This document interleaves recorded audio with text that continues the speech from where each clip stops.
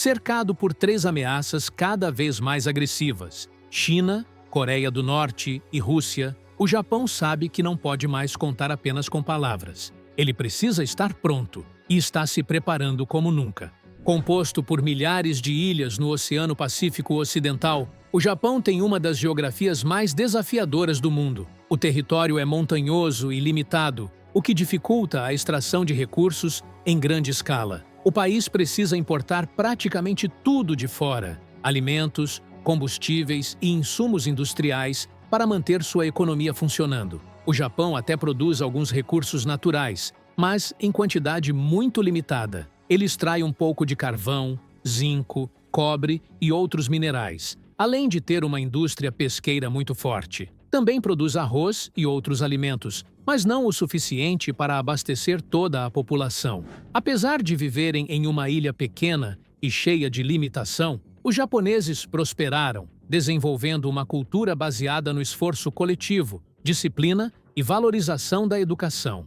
Eles aproveitaram ao máximo sua terra limitada com técnicas agrícolas eficientes, como o cultivo intensivo de arroz, e depois da Segunda Guerra Mundial, deram um salto apostando em tecnologia, inovação e qualidade. Mesmo com poucos recursos naturais, passaram a importar o que faltava de outros países e vender produtos de alto valor, como carros e eletrônicos. Tudo isso funcionou porque a sociedade era bem organizada, com forte senso de responsabilidade e colaboração. Mas, além dos desafios naturais, o Japão também está cercado por hostilidades que vêm de séculos atrás. A oeste do Japão, a China está aumentando o número de mísseis balísticos de médio alcance capazes de atingir bases militares americanas no Japão. A noroeste, a Coreia do Norte, continua desenvolvendo mísseis com ogivas nucleares, que frequentemente são lançados em águas próximas ao Japão durante testes um tanto quanto provocativos. E ao norte,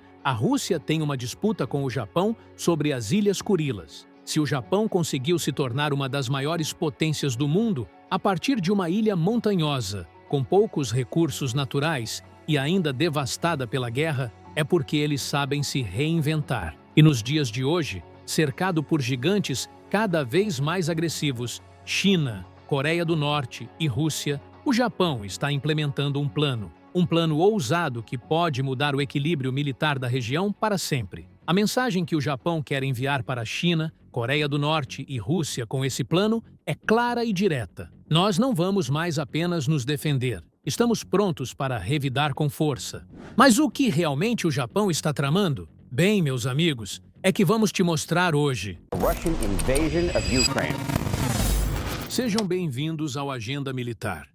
Durante décadas, Tóquio adotou uma postura defensiva moderada, limitada por sua própria constituição pacifista devido a erros cometidos no passado. Mas o mundo mudou, e o Japão está mudando com ele. Em um movimento estratégico ousado, o governo japonês lançou sua nova estratégia de segurança nacional, acompanhada de um ambicioso plano de desenvolvimento da defesa. Um dos pilares desse novo capítulo, a reconstrução completa de sua indústria de defesa militar. A meta já está traçada. Até 2027, os gastos com segurança nacional chegarão a 2% do PIB. Mas não é só dinheiro. O Japão também está apostando alto em inovação tecnológica. E quando falamos de inovação, estamos falando de mísseis balísticos hipersônicos. Sim, você ouviu certo. Pressionado pelas ameaças crescentes dos seus vizinhos, o Japão decidiu que não podia mais esperar. Nos últimos meses, realizou discretamente 4 testes com seu novo míssil balístico hipersônico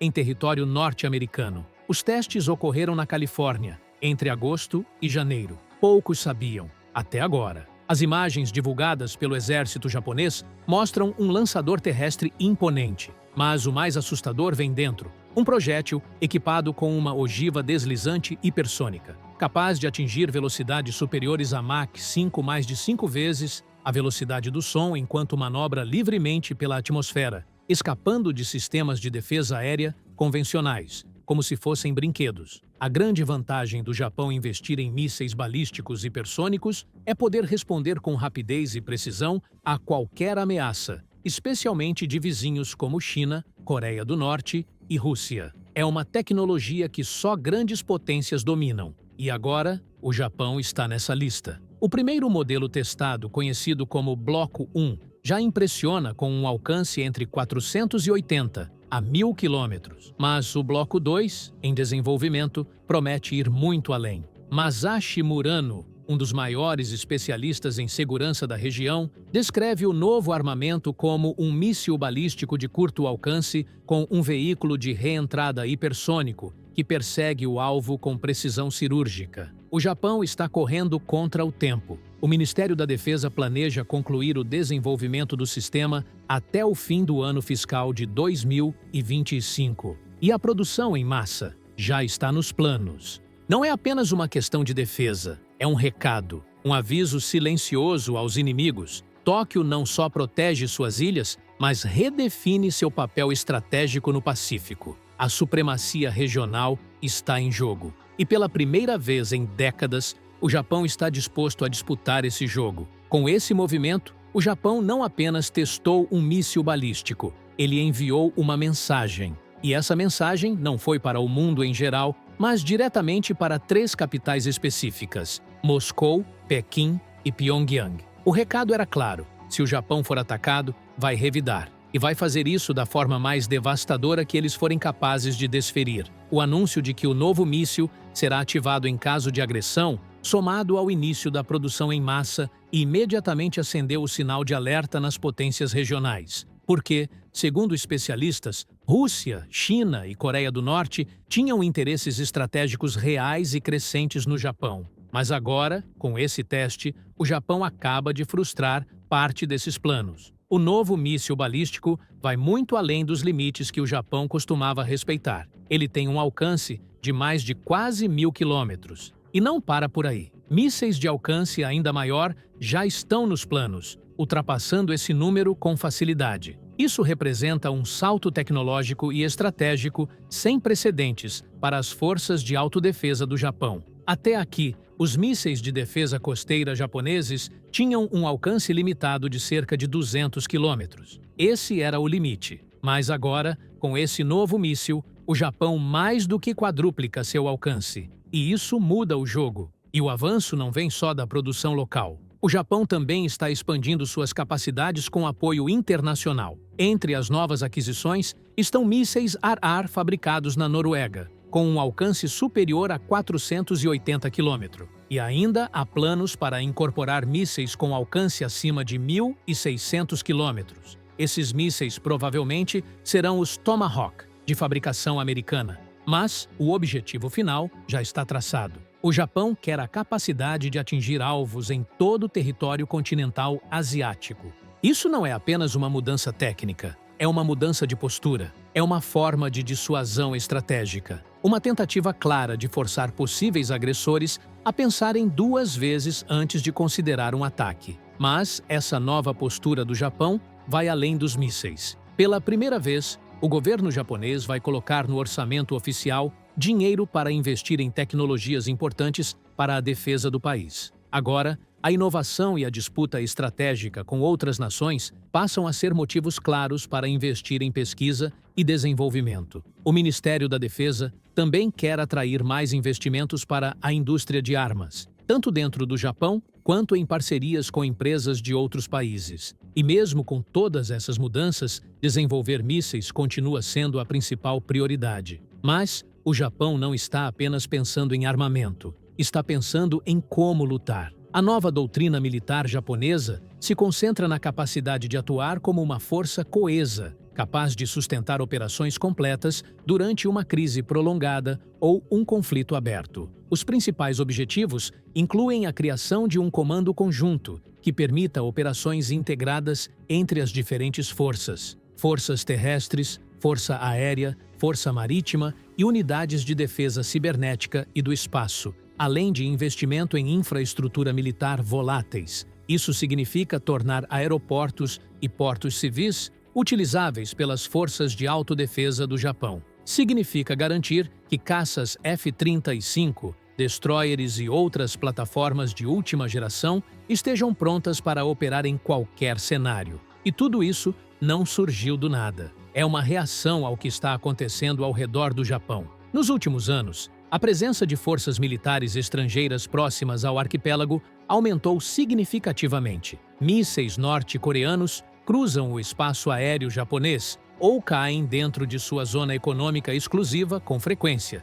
sem qualquer aviso. O exército chinês opera cada vez mais próximo das águas e do espaço aéreo japonês. E a disputa territorial entre Japão e China pelas ilhas Senkaku, chamadas de Diaoyu por Pequim, continua sendo um ponto de tensão no mar da China Oriental. Essas ameaças vêm crescendo desde o fim da Guerra Fria, e muitas das mudanças que estão sendo implementadas agora já eram propostas antigas da comunidade de defesa japonesa. Só que agora elas estão sendo finalmente colocadas em prática. E isso reflete algo ainda maior, uma mudança no sentimento popular. Nos bastidores, o novo plano de defesa do Japão foi aprovado com pouquíssima resistência popular. E isso tem uma explicação. Uma pesquisa recente revelou que 90% dos japoneses desconfiam da China e 61% acreditam que Pequim invadirá Taiwan nos próximos anos. Essa percepção de ameaça externa é uma das forças por trás da reformulação estratégica aprovada pelo gabinete japonês em 2022. E ela tem ramificações não só militares, mas também diplomáticas. O Japão está aprofundando suas relações com países que compartilham valores semelhantes, tanto no Indo-Pacífico quanto na Europa. E no centro dessa teia de alianças está o elo mais importante de todos, os Estados Unidos. A aliança entre Estados Unidos e Japão, forjada no pós-guerra, é hoje mais relevante do que nunca. E tudo começou em 1951, com a assinatura do Tratado de Segurança Mútua entre os dois países. Na prática, o tratado permitiu que os Estados Unidos mantivessem tropas no Japão, mesmo depois da recuperação da soberania japonesa. Em troca, o Japão passou a depender dos americanos para sua defesa, enquanto focava na reconstrução econômica. Em 1960, algo mudou para sempre no equilíbrio do Pacífico. Um tratado revisado entre Estados Unidos e Japão dava aos americanos o direito de instalar bases militares em território japonês. Em troca, os Estados Unidos prometeram que somente usariam essas bases para defender o Japão caso ele fosse atacado. Pela primeira vez, as Forças Armadas dos Estados Unidos tinham uma presença permanente na Ásia, mas essa aliança logo mostrou suas contradições. Durante a Guerra do Vietnã, as bases americanas no Japão serviram como plataforma para operações de combate americanas. A resposta da população japonesa? Protestos massivos nas ruas, medo, desconfiança. Ainda assim, o Japão permaneceu sob o guarda-chuva nuclear dos Estados Unidos, com proteção americana contra ameaças regionais. Com o tempo, essa dependência começou a dar lugar a uma participação mais ativa. Em 1992, logo após a Guerra do Golfo, o governo japonês aprovou uma nova legislação que permitia, pela primeira vez, o envio de tropas para missões de paz da ONU. Um passo tímido, mas histórico. E então veio o 11 de setembro, no final de 2001, e o Japão enviou sua Força Marítima de Autodefesa ao Oceano Índico para apoiar logisticamente as operações americanas no Afeganistão. Era a primeira vez desde a Segunda Guerra Mundial que militares japoneses participavam de uma operação de combate fora do país. Em 2003, o Japão foi ainda mais longe. Tropas japonesas ajudaram na reconstrução do Iraque pós-invasão. Mas o momento mais decisivo viria em 2015. O primeiro-ministro Abe Shinzo reinterpreta a Constituição pacifista do país e autoriza, pela primeira vez, que o Japão use sua força militar para defender aliados, com limitações, é claro. Mas a mensagem era clara. O Japão não seria mais apenas um protegido, mas um parceiro estratégico. Essa guinada fortaleceu a aliança com os Estados Unidos. As diretrizes de defesa foram atualizadas, a cooperação militar expandida. E o foco agora é outro: a ascensão da China, as ameaças da Coreia do Norte, a corrida por novas tecnologias militares. Hoje, Estados Unidos e Japão trabalham lado a lado em tecnologias de ponta, defesa antimísseis, inteligência artificial, sistemas não tripulados, monitoramento espacial e marítimo. Os dois países compartilham pesquisas, desenvolvem mísseis, constroem e reparam navios e aeronaves da Marinha Americana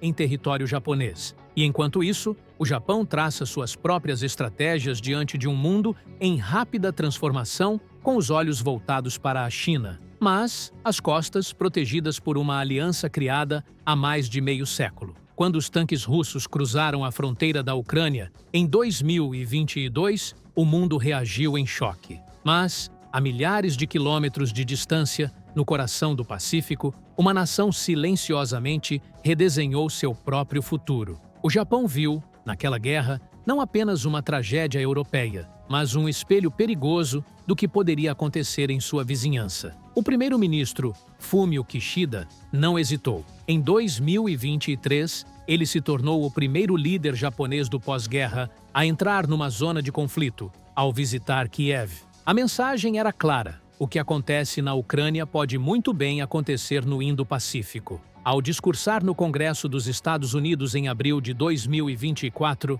Kishida foi ainda mais direto. A Ucrânia de hoje pode ser o leste asiático de amanhã. O Japão já havia prometido mais de 10 bilhões de dólares em ajuda à Ucrânia e fornecido drones, coletes à prova de balas e equipamentos de inverno aos soldados ucranianos, algo impensável poucos anos antes. Era o sinal de que o Japão não estava apenas assistindo a história acontecer, estava se reposicionando dentro dela. Essa virada não foi isolada. Em dezembro de 2022, o Japão revelou 3 documentos estratégicos que juntos redesenhavam sua doutrina de segurança nacional. Entre as medidas, aumento nos gastos com defesa, criação de um centro de operações conjuntas e aquisição de capacidades de contra-ataque de longo alcance. O objetivo? Elevar a capacidade de dissuasão do país e reforçar a aliança com os Estados Unidos. E foi justamente essa aliança que ganhou novos contornos em abril de 2024.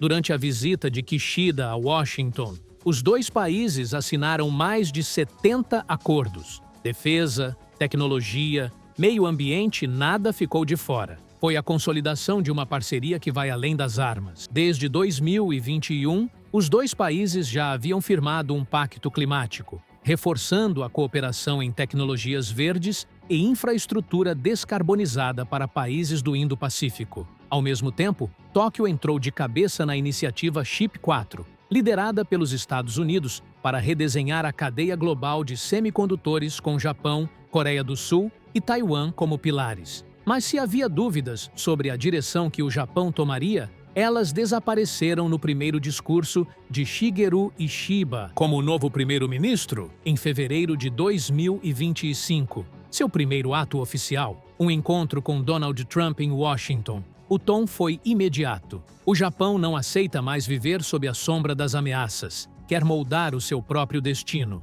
Na declaração conjunta, os 2 líderes reafirmaram o compromisso de defesa mútua, inclusive sobre as disputadas Ilhas Senkaku, constantemente pressionadas por Pequim. E, em uníssono, criticaram abertamente as ações chinesas no Mar do Sul da China e no Estreito de Taiwan. O Japão está mandando um recado ao mundo: não se deixará intimidar. Seja com testes de mísseis, reforço militar ou parcerias estratégicas, o país está se preparando. E não apenas para resistir, mas para liderar. No novo tabuleiro geopolítico, o Japão não quer mais ser apenas uma peça. Ele quer ser o jogador. Se você gostou desse vídeo, peço que clique no botão de gostei, se inscreva no canal para apoiar nosso trabalho e deixe sua opinião nos comentários. E se você deseja saber as armas estranhas sendo usadas na guerra da Ucrânia, clique no vídeo que está aparecendo em sua tela. Espero te ver lá. Até mais e um abraço.